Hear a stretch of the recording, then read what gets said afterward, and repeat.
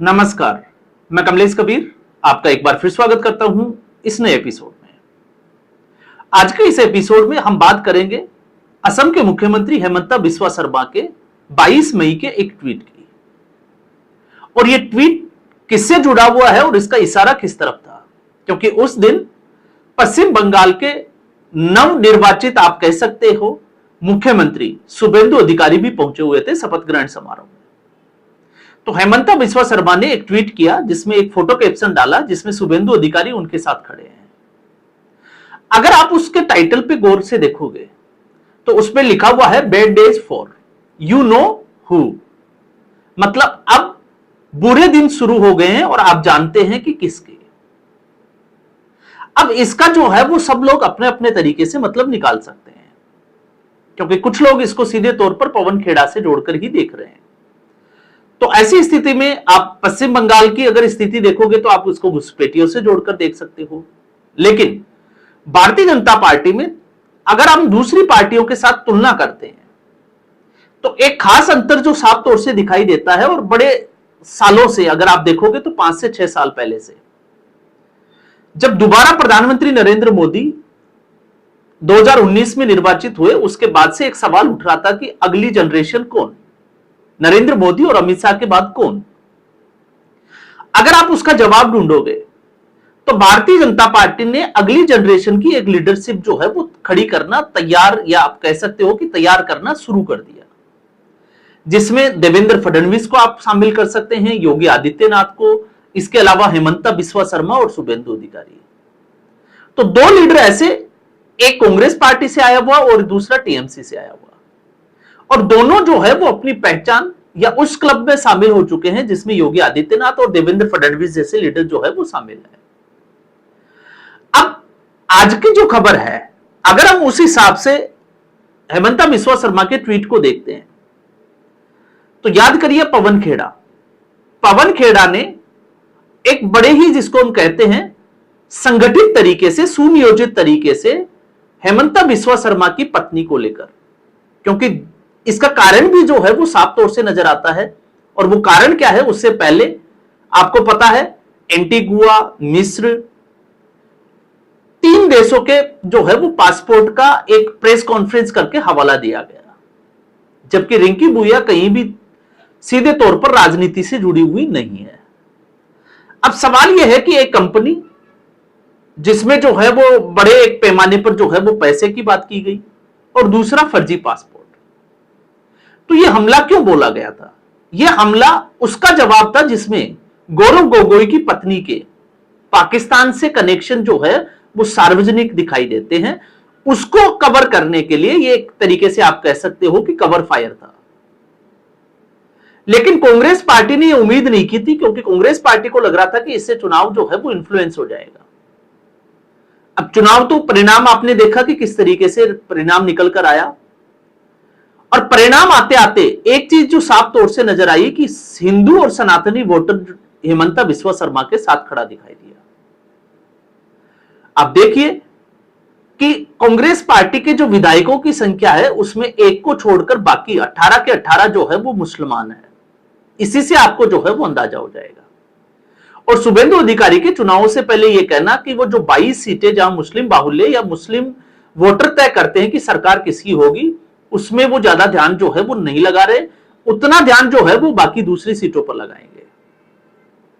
तो शुभेंदु अधिकारी को आप देख लीजिए, शुभेंदु अधिकारी भी जो है वो उसी रणनीति पर थे, टीएमसी से आए हुए थे, और ममता बनर्जी के खिलाफ नंदीग्राम से तो चुनाव लड़ाई, भवानीपुर से भी चुनाव लड़ा। और आज भी जो है वो अगर आप देखोगे फुटेज निकालकर 1-2 बजे तक, जब भवानीपुर से ममता बनर्जी की लीड लगभग 8,000 वोटों की थी, और जैसे ही वो कम होना शुरू होती है 7,000, 6,000, 5,000, वो एक ऐसा वक्त था जब ममता बनर्जी भवानीपुर के काउंटिंग सेंटर पहुंच जाती है। लगभग 4 घंटे वो वहां रहती है, और आरोप भी लगाया जाता है कि उनके पेट पर लात मारी गई। उस वक्त शुभेंदु अधिकारी, जिनका आकलन यह था कि परिणाम आते आते, क्योंकि अब जैसे जैसे उन गलियों में या उन ईवीएम की तरफ जब भारतीय जनता पार्टी या काउंटिंग सेंटर पे पहुंचेंगे तो भारतीय जनता पार्टी लीड करेगी, और हुआ भी यही।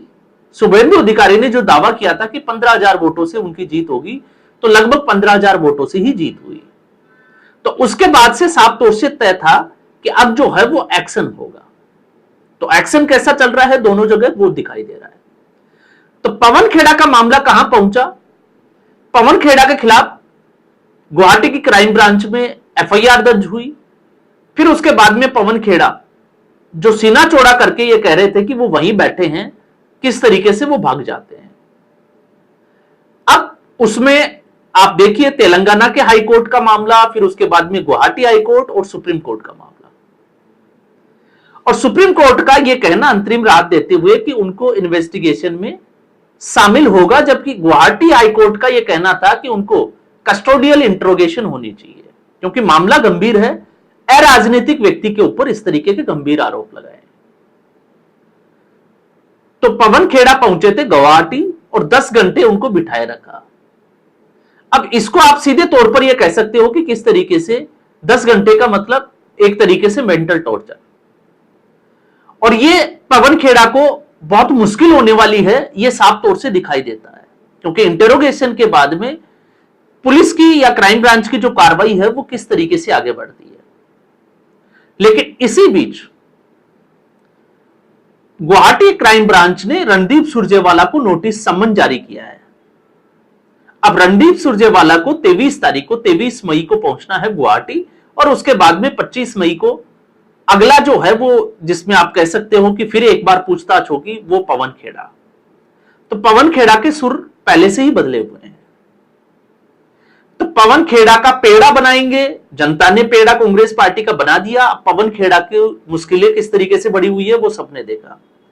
अब रणदीप सुरजेवाला की एंट्री से एक जो साफ तौर से दिखाई देती है, और वो ये है कि पवन खेड़ा ने ही कहीं ना कहीं रणदीप सुरजेवाला का नाम लिया है, क्योंकि इससे पहले और इस मामले में रणदीप सुरजेवाला तो क्या किसी भी कांग्रेस पार्टी के बड़े नेता का नाम नहीं था। तो पवन खेड़ा को जो साफ तौर से समझ में आ रहा है कि रणदीप सुरजेवाला ने ऐसा जो है वो, या ये सारे पासपोर्ट वगैरह जिनको आप फर्जी पासपोर्ट कह सकते हो, एआई जनरेटेड पासपोर्ट कह सकते हो, वो प्रोवाइड कराए। तो क्या फिर तार जो है वो सीधे तौर पर गौरव गोगोई से जुड़ते हुए दिखाई देते हैं। ये मामला जो है वो बहुत गंभीर है। अगर रणदीप सुरजेवाला का नाम आया है तो रणदीप सुरजेवाला की और 23 तारीख और 25 मई के बाद में आप तय मानकर चलिए कि इसमें गौरव गोगोई का नाम भी आने वाला है। और ये बड़ी एक जो है वो, जिसको साजिश कहिए या प्लानिंग के तहत जो है वो इस तरीके का कदम उठाया गया है, जिसमें कांग्रेस पार्टी के बड़े नेता शामिल हैं, और ये उसी की तरफ इशारा है। आगे क्या हो इंट्रोगेशन के बाद में आप उसको समझ सकते हो। तो दूसरी तरफ पश्चिम बंगाल, अभिषेक बनर्जी चुनावी प्रक्रिया के दौरान सीधे तौर पर अमित शाह को चैलेंज करना, और जो भारतीय जनता पार्टी के कार्यकर्ता थे उनको यह कहना कि 4 मई के बाद में बीजेपी से आपको गॉडफादर भी जो है वो बचाने नहीं आएंगे, हम सीधे तौर पर घसीट कर ले आएंगे। और अमित शाह के लिए तो किस तरीके की टिप्पणी की थी वो सबने देखा। 4 मई का सबको इंतजार था। 4 मई को चुनाव परिणाम आया, और चुनाव परिणाम के बाद में एक्शन पे आप छोड़ दीजिए, जिस तरीके से फाल्टा का जो एक जिस तरीके से पूरा कांड हुआ, उसके बाद में शुभेंदु अधिकारी का यह कहना कि पुष्पा को वो पर्सनली देखेंगे। अब पुष्पा कौन है? तो पुष्पा है डायमंड हार्बर से जहांगीर खान। अभिषेक बनर्जी जिसके इशारों पर, या जो आप कह सकते हो कि अभिषेक बनर्जी जिसके खड़े होने से या जिसके साथ की वजह से इतना फुदक रहे थे, उस व्यक्ति का नाम है जहांगीर खान। आईपीएस अजय पाल ने किस तरीके से जो है वो चैलेंज दिया था, और मामला जो है वो कितना बिगड़ा था वो सबने देखा। और उसी जगह पर अब जो है वो दोबारा से चुनाव है 21 तारीख को। तो 21 मई को चुनाव होंगे, 23 को परिणाम आएगा। तो जहांगीर खान कानून व्यवस्था को ध्यान में रखते हुए कुछ इस तरीके की हरकत ना करे, क्योंकि अब शुभेंदु अधिकारी मुख्यमंत्री है और एक सीट से उनको ज्यादा फर्क नहीं पड़ने वाला है। इसलिए कहा कि पुष्पा को वो देख लेंगे। लेकिन अभिषेक बनर्जी जो है, उनके खिलाफ राजीव सरकार नाम के एक सामाजिक कार्यकर्ता ने, जो उत्तर 24 परगना से आते हैं, उसने एफआईआर दर्ज करवाई है अमित शाह के खिलाफ इस तरीके की टिप्पणी। और उसका टिप्पणी का आधार क्या है कि ऐसे जो वक्तव्य हैं उनसे हिंसा भड़क सकती है। तो एक तरफ पवन खेड़ा और दूसरी तरफ अभिषेक बनर्जी। तो इसलिए आप समझ गए होंगे कि उस ट्वीट का मतलब क्या था। और जिस तरीके से टीएमसी के प्रवक्ताओं और नेताओं के सुर बदलते हुए दिखाई दे रहे हैं और वो सीधे तौर पर ममता बनर्जी पर आरोप लगा रहे हैं, टीएमसी पार्टी के ऊपर आरोप लगा रहे हैं कि उनको डराया गया, धमकाया गया, तो आप सोच सकते हैं कि टीएमसी में स्थिति किस तरीके से थी और ये काम किस तरीके से करते थे। तो एक तरफ भारतीय जनता पार्टी की उभरती हुई, जिसको आप कह सकते हैं जनरेशन, और दूसरी तरफ वंशवाद और परिवारवाद की राजनीति को आगे बढ़ाते हुए पार्टियां, और फिर उनके जो लीडर है उनके इस तरीके से हथकंडे अपनाना कि एन केन परकेन जो है वो चुनाव किस तरीके से जीता जाए।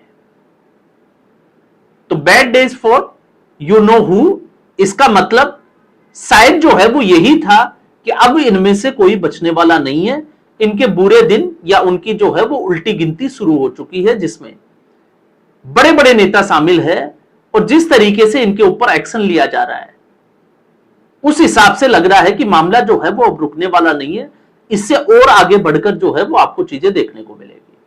तो आज के एपिसोड में बस इतना ही। उम्मीद करूंगा वीडियो एपिसोड आपको पसंद आया होगा। वीडियो को लाइक करें, शेयर करें, चैनल जरूर सब्सक्राइब करें। धन्यवाद।